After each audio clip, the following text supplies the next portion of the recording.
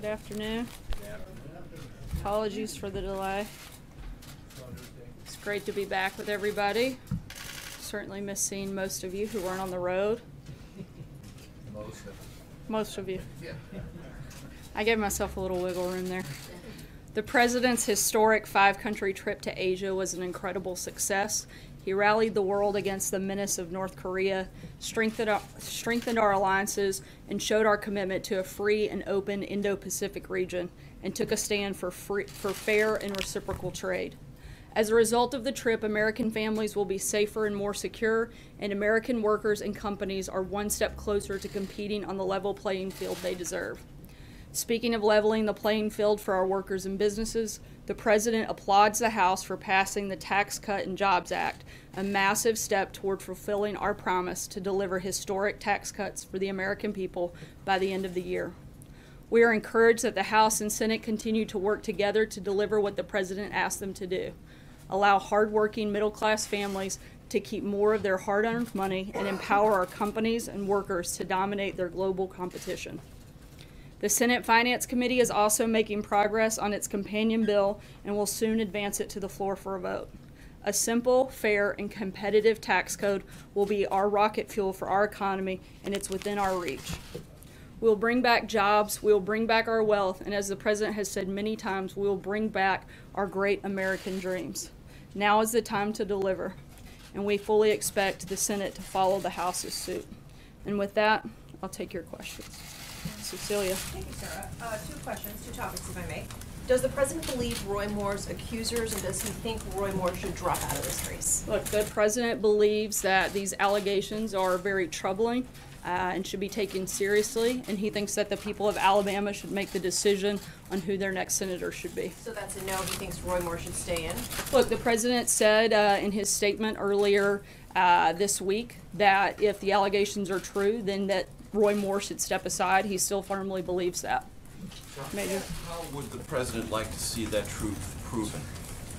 Look, I'm not going to get into and litigate back and forth, but the President's been clear that if any of these allegations are true, allegations that he takes very seriously, finds very troubling, if those do happen to be true, then he should do the right thing and step aside. Does the President believe the accusations themselves, that is to say the women themselves and their own credibility, can be established outside of them making these allegations? What's the mechanism by which the President would be satisfied that the allegations are true?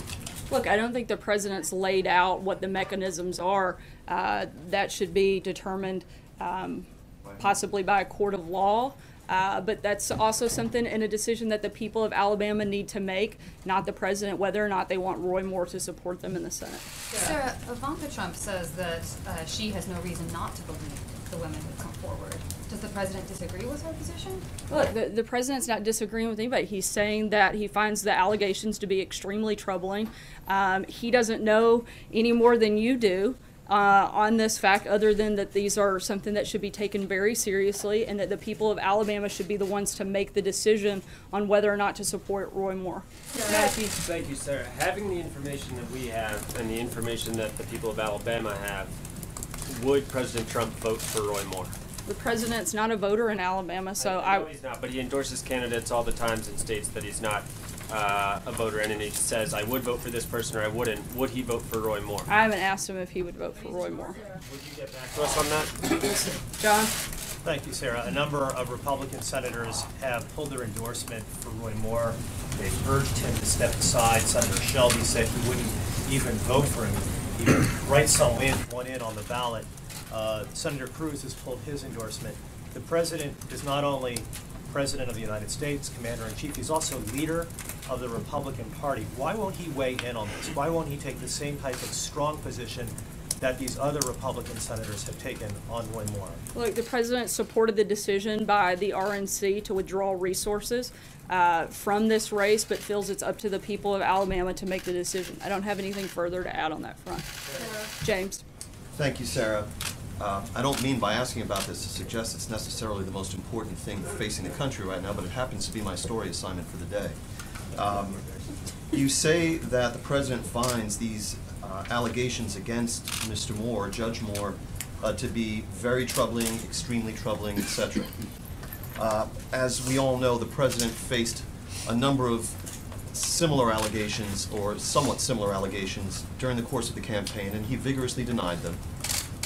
But I wonder what you would assert to be the difference between the two situations, such that on the face of things, we should find one set of allegations very troubling, and on the other, we shouldn't pay attention to them at all, or we should totally disbelieve them. Well, I think the president has certainly a lot more insight into what he personally did or didn't do, and he spoke out about that directly during the campaign, and I don't have anything further to add beyond that. Jeff? Sure, I'd like to ask you about two other topics. The tax bill was passed by the House today. One of the things that the tax bill does is increase the deficit by $1.5 trillion. I know the White House has argued that that will be paid by growing the economy, but if the economy doesn't grow, how do you square that with the Republican view or general principle that the deficits are bad? And on a second... Right, I mean, I just disagree with the premise of the question. We do expect the economy to grow. We've seen that happen over the last 10 months, and we expect that to continue. But are you confident that the economy will grow consistently enough to cover these costs that otherwise would lead to a ballooning deficit? Yes, that's been part of our process and part of what we've laid out from the beginning. We expect this to be consistent, and that's certainly what we hope for. That's one of the reasons that the president continues to push for things like deregulation that have helped boost the economy. He's going to continue to push things that help do that and accomplish that, and we feel confident moving forward. Blake? Sarah, let me ask you about the tax bill as well. On the House side, they passed it today. The Senate side still has a ways to go.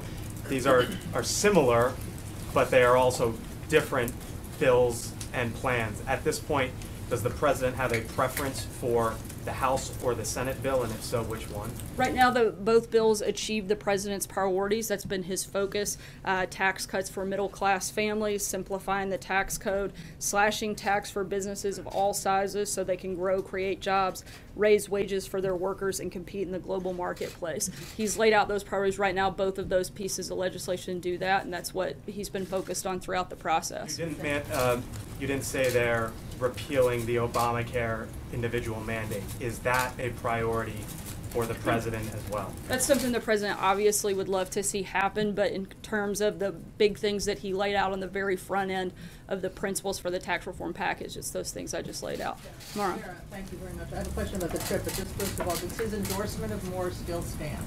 Look, as I've said, the president believes this is a decision for the people of Alabama to make, not one for him to make. Okay. And my question about the trip is that he's made a strong argument that having a good relationship with Russia and with Vladimir Putin is a good thing for the United States. Does the president believe that Putin would ever lie to his face? Look, as the president said many times before, he doesn't think that it's helpful for him to get into a back and forth argument with Vladimir Putin, but he does think that there are places where we can work with Russia, particularly whether it's on Syria, North Korea, or other big global issues that the world is facing, and that's been the president's focus, and he's going to continue to look for ways that we can work with them that help America. Stephen. Let me ask you another question about tax reform. 13 Republicans in the House today broke from the president, broke from their party leaders because they believe that this bill will actually increase taxes for some, if not many or most, of their constituents in California, New Jersey, and New York. Those 13 members represent millions of people who, in theory, voted for the president believing that he would lower their taxes. So what does the president say to those people, and how is this whole tax reform endeavor for them not a bait and switch? Look, the president's still incredibly focused. He's laid out his priorities of making sure that this tax plan helps those in the middle class, and that's exactly what it does. That's the focus of both pieces of legislation in the House and the Senate. Jim? On Roy Moore, would the president campaign with Roy Moore? Not that I'm aware of. And can I ask you a follow-up? Do you think he's a creep? Do I? Yeah. Look, I don't know Roy Moore. I haven't met him in person, so I wouldn't be able to respond to that. Kristen? Does the president think that Roy Moore is qualified to serve in the U.S. Senate?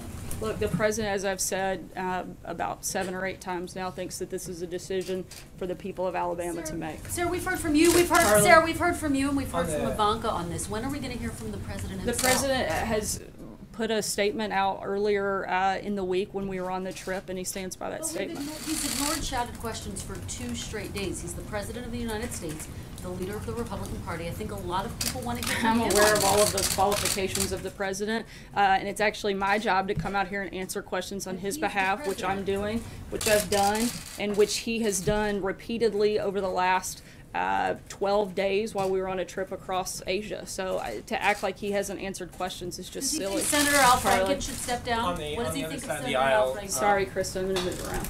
On the other side of the aisle, does the president have a response to the allegations against Senator Al Franken and also the mistrial over Senator Baumann? On Senator Franken, it appears that the Senate is looking into that, which they should, and we feel that's an appropriate action. I haven't asked him about Senator Menendez. Could you talk a little bit about the decision-making behind apparently appointing Mick Mulvaney to lead the Consumer Financial Protection Board, at least on an interim basis, given the fact that he's been a long-standing critic of the board and it's in existence in the first place, and kind of what signal should we take from that in terms of the future of that board and direction? I don't have any announcements on that front at this point, but we'll follow up with you in the coming days over any movement in that area. Francesca? Thank you, Sarah. China has announced that it's sending a special envoy to North Korea tomorrow. The president was just in Beijing. Is that something that the president talked to President Xi about while he was there? Is that something that the president favors?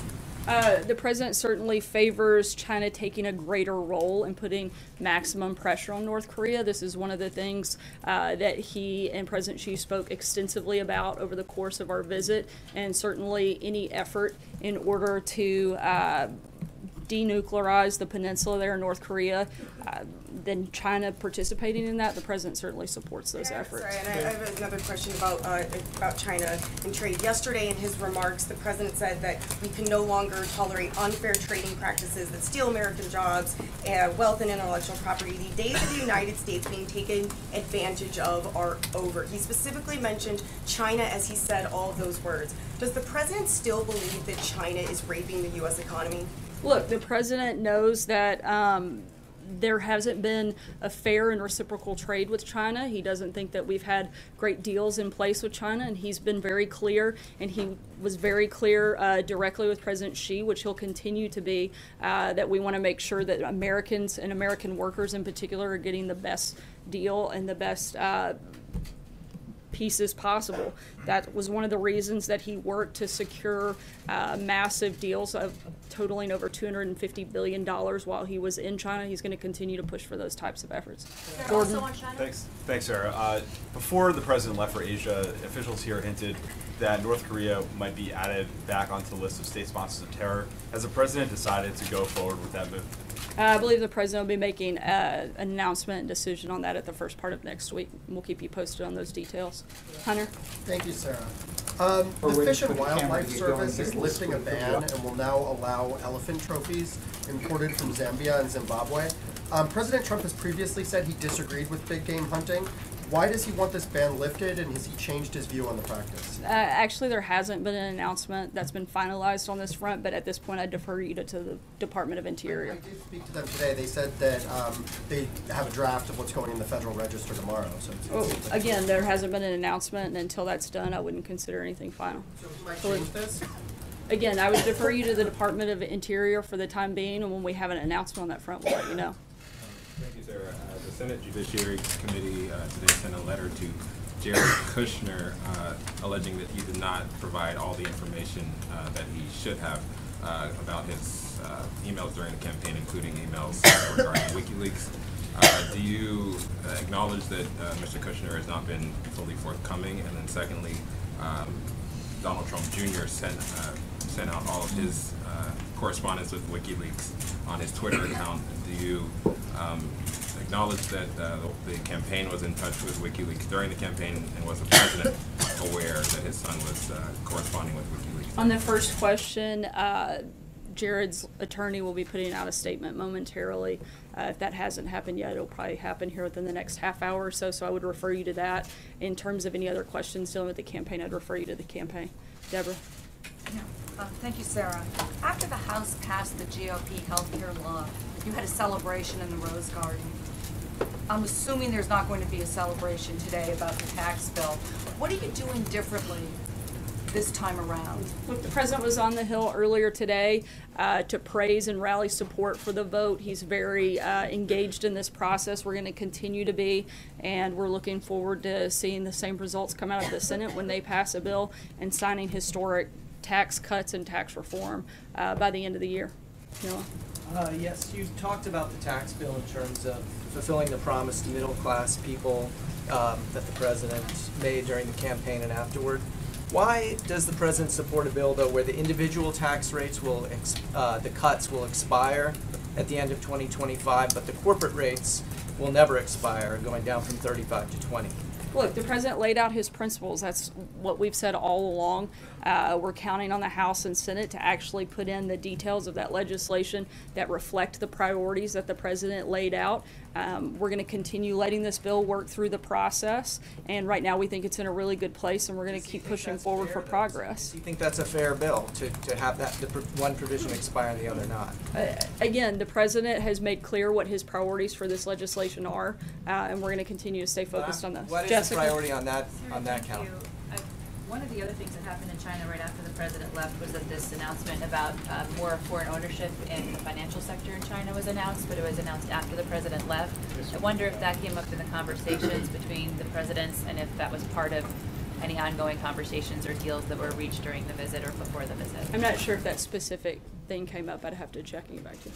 The Chinese Foreign Ministry has taken issue today with the president's statement yesterday that he and President Xi agreed that there would be no freeze for freeze proposal regarding North Korea. What is your understanding or the president's understanding of what he and Xi agreed about that, and does the president stand by that statement yesterday? Yeah, both sides made their position clear. They're different, but we agree that they're going to be different positions, and therefore it's not going to move forward from this point. Thank you, Sarah. Sarah, before the president left for his trip to Asia, he called on the Justice Department to look into the Democrats in that situation, as he put it. And then days later, the Attorney General asked special prosecutors to look into the Uranium One allegations in the Clinton Foundation. Did the president cross any lines or try to influence the Justice Department and the Attorney General to look into the situation of the Democrats? Look, the president hasn't directed any investigation or the appointment of a special counsel. In fact, he said publicly that he hasn't been involved with that, and that's entirely up to the Department of Justice.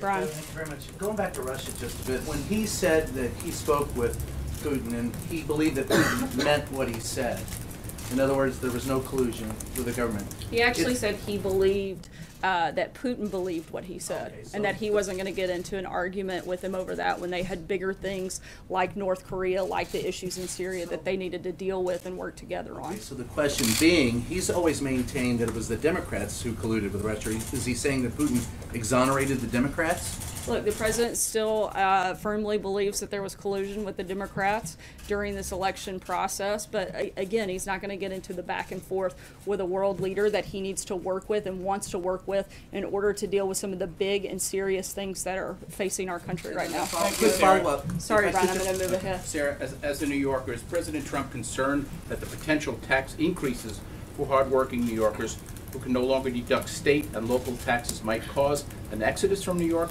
losing its spot as the U.S. and world financial capital? Look, we've addressed this. A very minimum number of people actually itemize their deductions. But again, I've said it a few times today. I feel kind of like a broken record today. But the president is focused on the principles he laid out and making sure that we get the most tax cuts possible for the people of the middle class and for most Americans, and that's what he's been focused on. Thank you, Sarah. Take one last question, Eamon.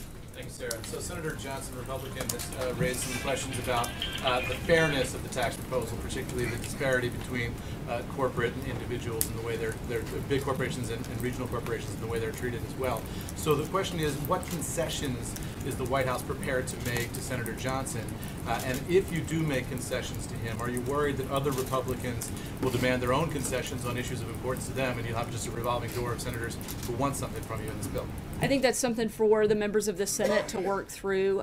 Certainly not something the president is getting into the necessarily the back and forth of that conversation at this point in time. Again, he spoke with Senator Johnson. He supports the priorities. He wants to work with members of the Senate to bring them together to make sure that we pass historic tax cuts and tax reform. Did you offer Senator Johnson anything when they spoke? No, but he did encourage him to get on board and support the tax reform package. Thanks so much, guys. We'll be around the rest of the afternoon.